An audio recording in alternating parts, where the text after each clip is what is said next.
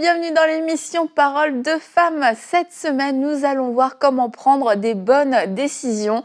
Et on a tous ce point en commun, on doit tous faire des choix dans notre vie, des petits et des grands choix. Et si on n'apprend pas à prendre les bons choix, à prendre des bonnes décisions, on se retrouve à vivre une vie qui ne nous plaît pas, une vie, on se dit mais pourquoi est-ce que j'en suis là? Qu'est-ce qui m'est arrivé? Peut-être parce qu'on n'a pas fait les bons choix, on n'a pas pris les bonnes décisions, ou alors on n'a tout simplement pas fait de choix, et puis la vie s'est imposée à nous, les gens se sont imposés à nous, et finalement on subit une vie qui ne nous plaît pas, dans laquelle on n'est pas à l'aise.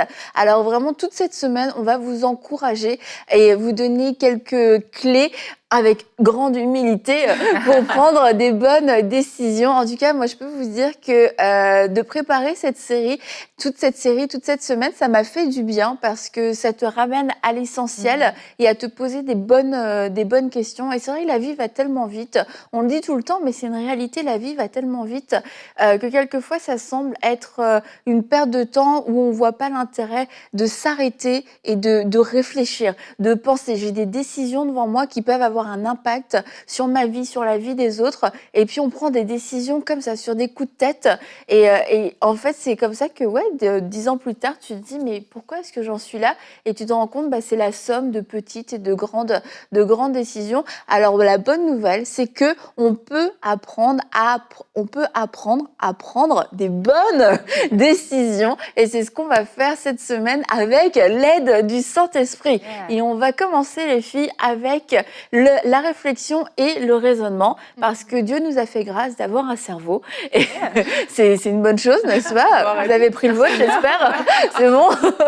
Et oui, nous aussi, on a un cerveau, toutes les trois. Et quelquefois, en tant que chrétien, né de nouveau, quand on prend des décisions, on peut avoir tendance à être ultra spirituel, et puis à mettre de côté la réflexion, mettre de côté la sagesse, mettre de côté l'intelligence, et à ne pas vouloir se poser des questions parce que non, si c'est Dieu, etc. Mais on va voir aujourd'hui que la réflexion a sa place. Effectivement, Annabelle. Et là, en fait, tu as dit quelque chose, tu as dit que parfois, on aimerait être tellement spirituel qu'on met la réflexion de côté. Mais la bonne nouvelle, c'est que c'est Dieu qui a créé la réflexion. C'est ça. Et parfois, on ne le réalise pas, mais la réflexion vient de Dieu.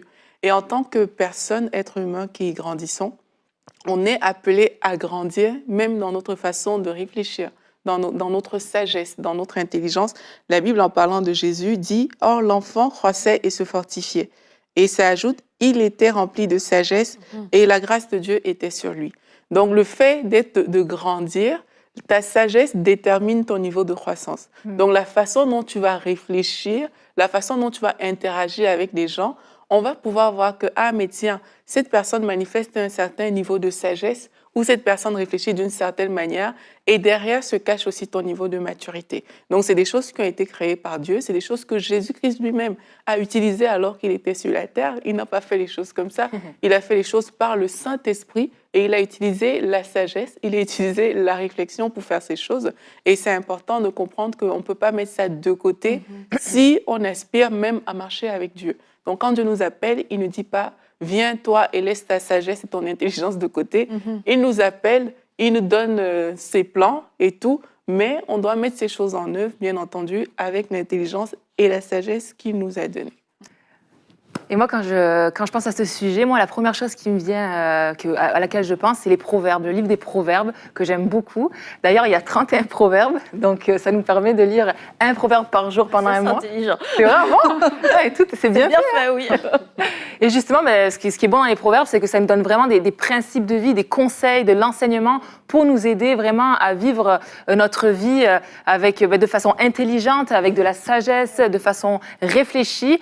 Et en fait, c'est super bon parce qu'en plus, en tant qu'humain, c'est vrai qu'on oublie vite, on peut être très émotif, il y a plein de choses qui viennent et qui fait que des petites choses comme ça, ça va être bon de se les faire rappeler comme ça, et ça va vraiment nous encourager, nous booster pour vraiment pouvoir utiliser ce que Dieu nous a donné, finalement, l'intelligence, la sagesse, pour pouvoir le développer dans tous les domaines de notre vie, parce qu'on en a besoin, quoi. Comme tu l'as dit, dans tous nos choix, dans tout ce qu'on vit, c'est vraiment important. C'est même très pratique aussi, le livre des proverbes. Oui. Moi, c'est ce que j'aime vraiment dessus, c'est c'est le côté pratique. Vraiment. C'est que parfois, tu lis des choses, mais tu ne sais pas toujours comment faire. Mais là, ça te donne la pratique dans notamment les relations humaines, dans la Oui. façon de faire dans la vie. Et ça t'éveille.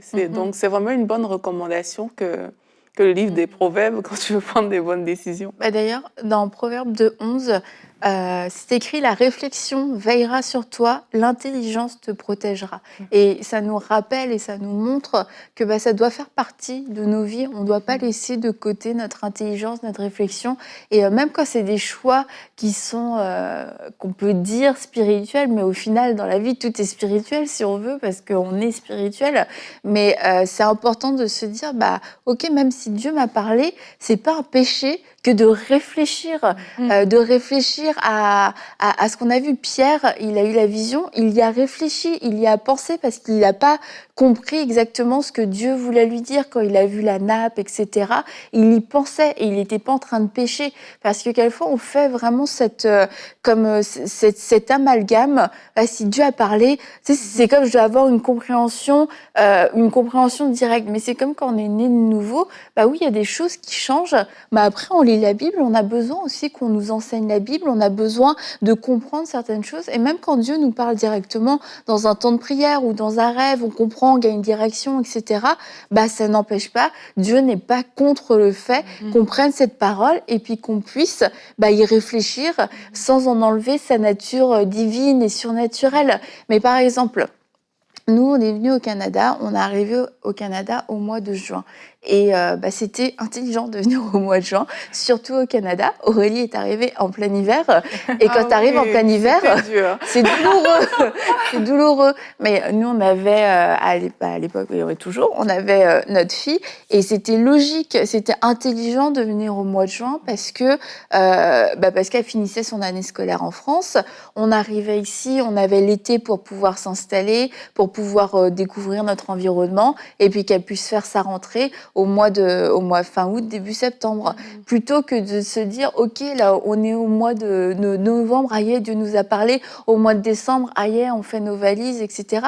En fait, non, il fallait une réflexion. On savait qu'on devait venir, mais après, on a réfléchi, et puis quand tu réfléchis, tu peux appliquer ce que Dieu t'a donné, mais de façon plus efficace, et ça va apporter plus de fruits, ça va être plus fluide, et ça va éviter tout ce qui est de la précipitation, tout ce qui est la précipitation. Au final, tu oublies des choses, il y a des choses auxquelles tu n'as pas pensé, puis après, tu te retrouves, ah mais Dieu, est-ce que tu avais vraiment parlé parce que je comprends pas, c'est difficile, etc.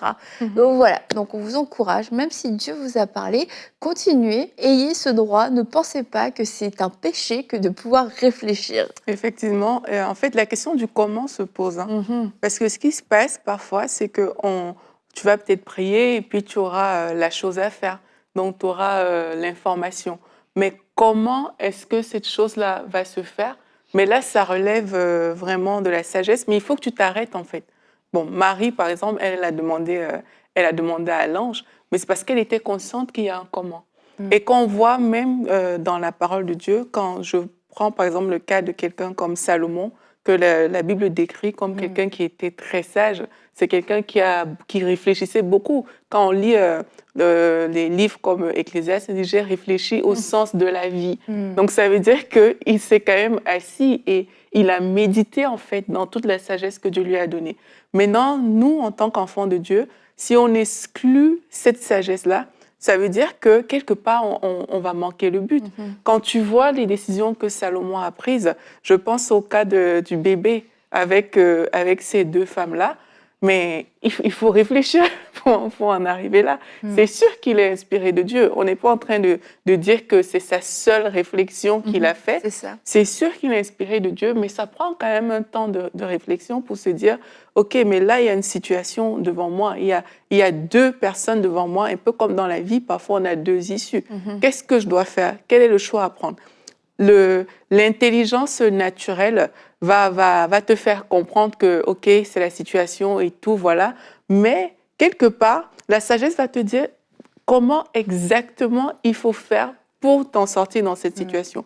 Donc, si tu ne prends pas le temps de t'exercer à réfléchir avec en partenariat avec le Seigneur, comme on dit, si tu ne prends pas le temps de t'exercer à réfléchir, de demander à Dieu comment, de réfléchir sur les idées qui montent dans ton cœur et tout, mais tu risques d'aller à l'ouest. Tu risques de choisir des choses qui ne sont pas bonnes, mais parce que tu n'as pas pris ce temps. Donc, même si Dieu a parlé, même si, je ne sais pas, tout est... Oui, tu dois peut-être quitter ton pays, il y a quand même une question.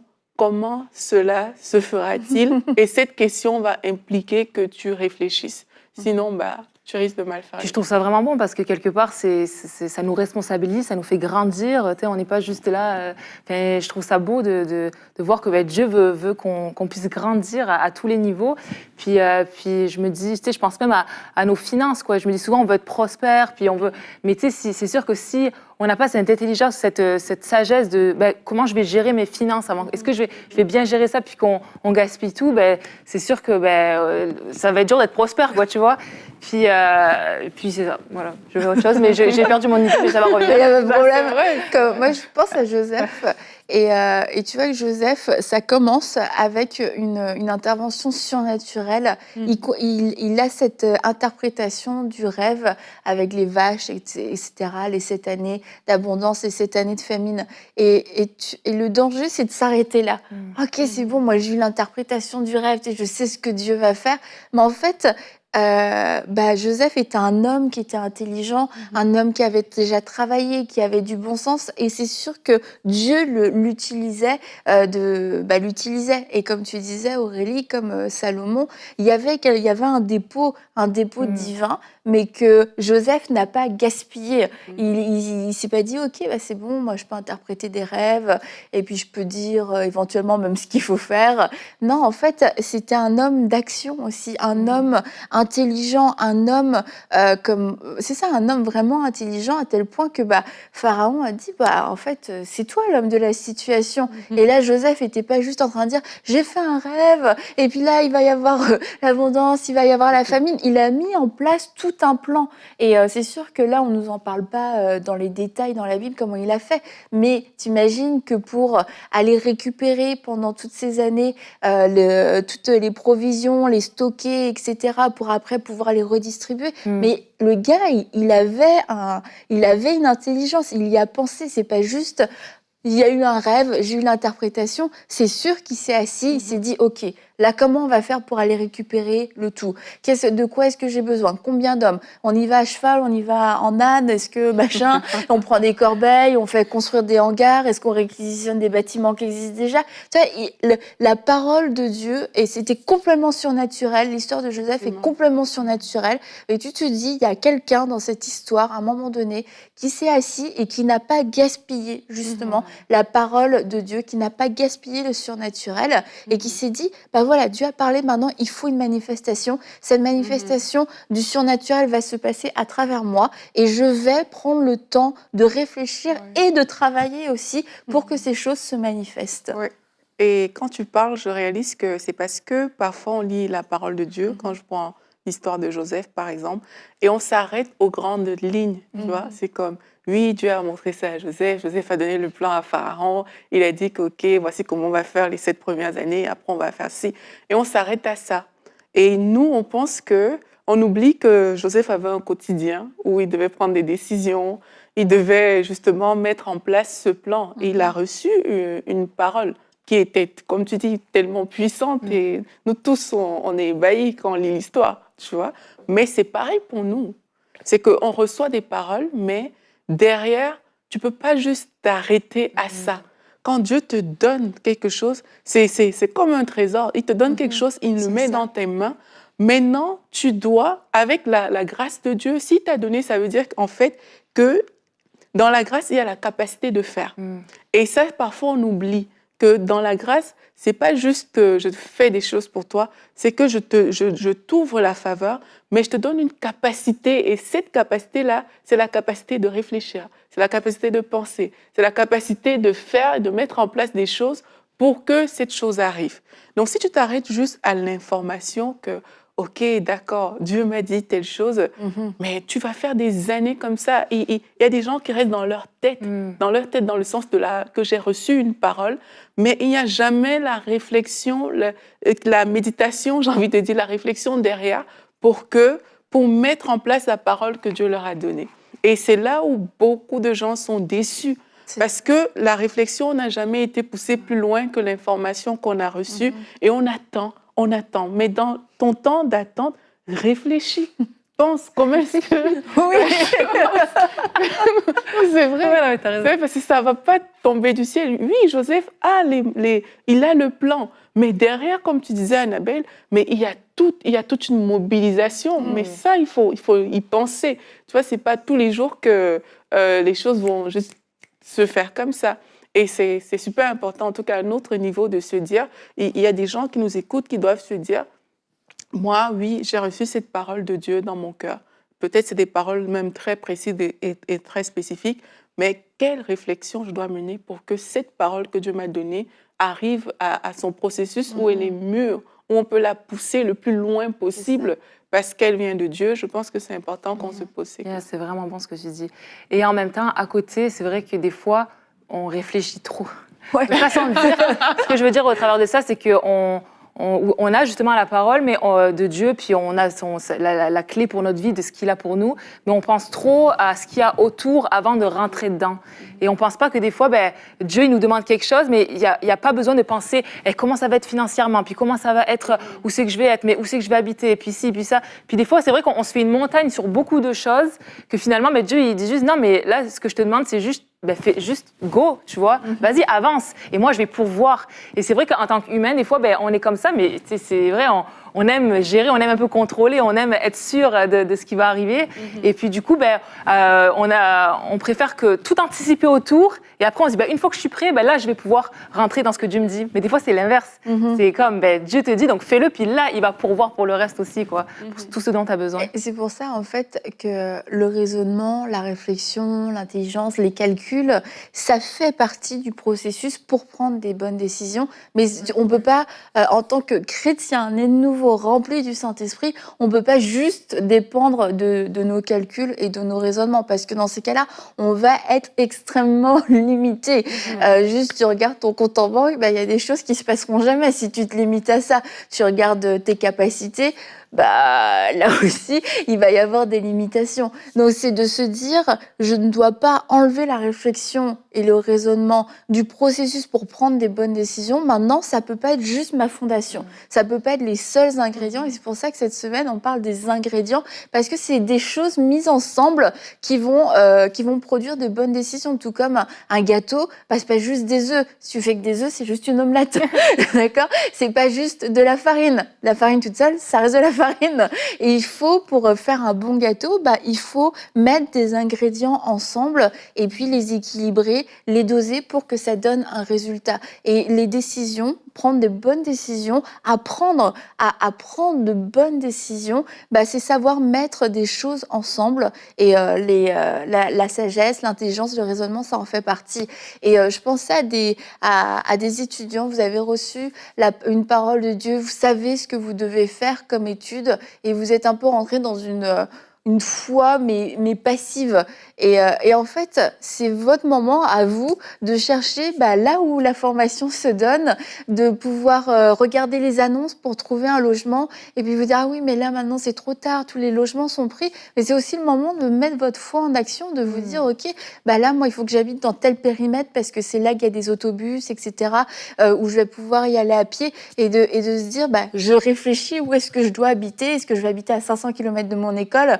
C'est pas un bon plan d'habiter à 500 km de son école, et de se mettre après, de mettre notre foi en action. Donc ça va vraiment aller ensemble. Mais j'avais vraiment cette pensée pour des personnes, pour vos études, vraiment prenez les choses en main, c'est le temps. Cherchez-vous un logement, cherchez-vous là où vous devez habiter, cherchez, faites quelque chose, mais n'attendez pas. Et parce qu'il y en a quelquefois, la rentrée arrive, c'est comme je comprends pas, Dieu m'avait parlé et tout, et j'ai pas de logement, j'ai pas les inscriptions. Mais qu'est-ce que tu as fait?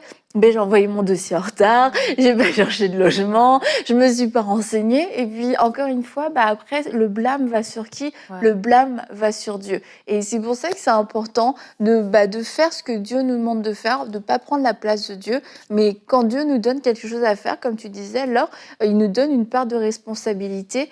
C'est à nous de la prendre et après de pas dire, Seigneur, t'étais où là-dedans? Ouais. Et c'est aussi, face aux obstacles, hein, notre responsabilité que de réfléchir, en fait. C'est pas comme ça que je veux le dire. Les obstacles te donnent une opportunité de t'arrêter et de réfléchir. Et Oh, waouh, c'est fort! pas les obstacles. Non, je vois pas ça. Non. Parfois, on n'aime pas les obstacles, on n'aime pas la difficulté, mais les obstacles te donnent vraiment cette opportunité de t'arrêter et de réfléchir. Et quand on n'aime pas pousser parfois la réflexion, c'est parce qu'on veut que ce soit facile. Hein, on veut comme ça que ce soit facile, mais il faut le voir aussi comme une opportunité que Dieu nous donne de faire fonctionner notre matière grise, de faire fonctionner le cerveau. Et ça, c'est différent. Ça ne va pas te faire haïr la réflexion, mais au contraire, tu vas l'embrasser, en fait, comme la Bible nous recommande, en sachant que, OK, devant chaque chose, il y a une réflexion que je dois mener. Même si c'est pas... Mais je ne parle pas d'une réflexion humaine, hein, parce que parfois, quand on parle de sagesse, de réflexion, des choses comme ça, on a tendance à dire, OK, parce que ce sera bien fait, ou parce que, voilà, ce sera conforme à la sagesse populaire, ça veut dire que tout est OK, tu vois. Et on risque de se perdre si on va dans ce sens-là. Ne limitons pas notre sagesse et notre réflexion à juste ce qu'on connaît, à notre entendement personnel. C'est pour ça que le Saint-Esprit a sa part active là-dedans. C'est pour ça qu'on ne peut pas faire sans. C'est pour ça aussi, comme tu disais, Laure, qu'on ne peut pas juste se contenter de rêver, de voir les obstacles, de voir ci, de voir ça. Il faut toujours ce travail associatif. Je le dis parce qu'une fois, il y a un verset dans la Bible, moi, qui m'étonne souvent. C'est quand Jésus il dit de boire son sang aux disciples et de manger du pain. Sincèrement, son corps plutôt. Sincèrement, quand tu entends ça avec tes oreilles normales, c'est bizarre. Ça relève pas de... Les gens qui le quittent, tu vas trouver ça sage. Tu vas dire que, mais vraiment, vous avez bien fait parce que il est en train de raconter des choses vraiment bizarres. De façon naturelle, c'est quelque chose qui n'est pas logique, c'est illogique, mais dans le fonctionnement de l'Esprit de Dieu, si tu limites ton raisonnement à ça, tu vas pas aller beaucoup plus loin que ce que Dieu là où Dieu veut t'amener. Mais tu vois, Pierre, il prend le recul, il dit, de toute façon, à qui est-ce qu'on ira? C'est toi qui as les paroles de la vie. Là, il a été très sage. Mais rien comme ça, on ne le verrait pas. C'est pas ce qu'on dirait de prime abord. Mais ce qu'il a manifesté, c'est une très grande sagesse à ce moment-là. Donc, quand on parle de comment utiliser notre sagesse et notre raisonnement, c'est important de ne pas se limiter aux choses communément admises comme sages, comme réfléchies, mais vraiment de dire, OK, cher Saint-Esprit, je reconnais déjà que c'est toi l'auteur de la sagesse et tout, je veux réfléchir dans ton sens. Là, ça te permet non seulement de réfléchir, mais d'associer le Saint-Esprit à toutes les réflexions que tu as faites. C'est ça qui te permet d'éliminer le pas bon, parce que dans ta réflexion, tu auras des choses qui ne seront pas bonnes. Tu auras des choses qui seront bonnes aussi. Et c'est en associant le Saint-Esprit que tu sauras, OK, ça, je peux mettre de côté, ça, je peux avancer avec. Mais si tu n'avais pas pris le temps de réfléchir sur cette base-là, tu t'es juste contenté de la logique, des choses que tout le monde admet comme bien, mais tu cours le risque de passer à côté de la vraie bonne chose. Puis je trouve ça aussi bon parce que aussi ça peut enlever la pression. Parce que tu sais, oui, on raisonne, mais est-ce qu'on sait toujours comment raisonner? Des fois, on n'a peut-être pas la connaissance de comme par quoi je commence et tout, mais justement d'être, comme tu dis, en association avec le Saint-Esprit, ça t'enlève une pression de dire, wow, OK, je vais me laisser diriger, Saint-Esprit, merci de m'éclairer, de m'aiguiller vers peut-être la ressource dont j'ai besoin pour ça. Puis ouais, si aussi on a peut-être ce tempérament impulsif dans la vie, des fois peut-être qu'on ne réfléchit pas trop, ben, on peut aussi prier, dire, ben, Seigneur, j'ai besoin de ta sagesse, j'ai besoin de ton intelligence, puis n'hésitons pas à le demander, quoi. C'est tout bénéfice, ouais, c'est bénéfique, ouais, bénéfique c'est pour bénéfique. nous. Puis c'est ça, vraiment nous encourager à, non, vaut mieux prendre le temps, prier, puis demander à Dieu, ben, c'est ça, de nous remplir de sa sagesse, son intelligence, plutôt que d'être impulsif puis de Oui. faire des erreurs, quoi. Et même savoir que dans ta réflexion, tu auras des choses qui ne sont pas bonnes. Ça aussi, ça va te libérer. Ouais. Tu vois, de comprendre que quand je vais réfléchir, il y aura vraiment des idées tordues. C'est OK. Tu vois, mais si tu ne prends pas le temps de réfléchir, tu ne prendras pas non plus le temps d'éliminer l'idée tordue. Ouais. Et parfois, on a trop peur d'avoir des idées tordues. Du coup, on s'empêche de réfléchir. Mais c'est parce que tu réfléchis que tu verras, oui, cette idée qui me semble bonne de prime abord, en fait, il y a des choses qui ne sont pas très bonnes à l'intérieur. Par contre, celle-ci que j'avais peut-être minimisée, il y a des choses qui sont très bonnes là-dedans. Mais c'est la réflexion qui t'a amené là. Parce que tu as eu les deux idées peut-être et que tu as dit, mais Saint-Esprit, dis-moi plus en fait par rapport à ça, que tu arrives à ces conclusions-là. Mais si tu ne réfléchis pas du tout, tu n'auras ni l'idée tordue, mais tu n'auras pas non plus la bonne idée et ça, c'est pas bon. Oui, et puis l'idée tordue, c'est dans le sens si c'est une discussion en fait, cette réflexion, c'est une discussion qu'on a avec le Saint-Esprit. Bon, bah voilà, moi comment je vois les choses, etc. Donc tu amènes tes idées, les bonnes et les moins bonnes. Et en fait, c'est cet exercice qui fait qu'on va grandir et que le Saint-Esprit va pouvoir dire non, ça doit jamais faire partie de tes idées en fait. Ça, c'est jamais une option. Et ça va nous enseigner, tout comme les enfants qui souvent réfléchissent bien, c'est des enfants qui ont été habitués à verbaliser, où on leur a dit tu peux t'exprimer, écoute, dis-le, et puis tu sais, au fur et à mesure, ils affinent leurs pensées. Et nous aussi, on doit avoir cette sécurité de pouvoir s'exprimer devant Dieu et de dire écoute, moi je viens avec ma réflexion, tu connais mes limitations, d'accord, tu sais que moi j'ai pas toutes les idées, mais je viens et puis viens m'instruire, viens m'éduquer, viens me montrer comment développer plus ta pensée. Et ça, on va en parler aussi au cours de la semaine, comment avoir la pensée de Dieu. Mais vraiment, je vous encourage, n'ayez pas peur d'avoir des mauvaises idées devant Dieu. Quelquefois, on est dans un groupe et puis on dit allez, tout le monde donne ses idées, et puis le premier qui donne son idée, là, tout le monde rigole. On se dit bon, moi je vais garder mon idée parce qu'apparemment les mauvaises idées ne sont pas bien accueillies.